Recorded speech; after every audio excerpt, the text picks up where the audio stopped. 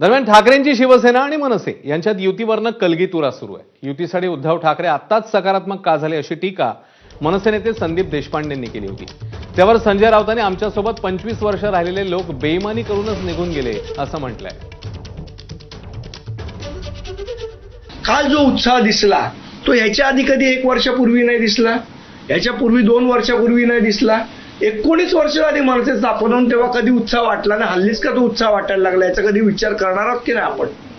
अचानक विचार बदलण्याचं कारण काय? अचानक सकारात्मक सगळे झाले, कारण काय? शिवसेना पक्षप्रमुख उद्धव ठाकरे यांची भूमिका या बाबतीमध्ये अत्यंत पारदर्शक, मराठी माणसाची एकजूट राहावी, मराठी माणसानं एकत्रित पुढलं राजकारण करावं ही त्यांची भूमिका आहे। गरज म्हणून 2019 आम्ही एकत्र आलो। भारतीय जनता पक्षाने केलेल्या बेईमानी विरुद्ध आम्ही एकत्र आलो।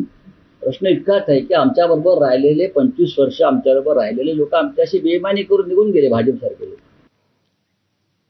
संजय राऊतांनी मनसेसोबत युतीसाठी पुन्हा एकदा सकारात्मक भूमिका मांडली आहे। महाराष्ट्रामध्ये 2च समविचारी नेते आहेत, एक उद्धव ठाकरे आणि दुसरे राज ठाकरे असं त्यांनी म्हटलं।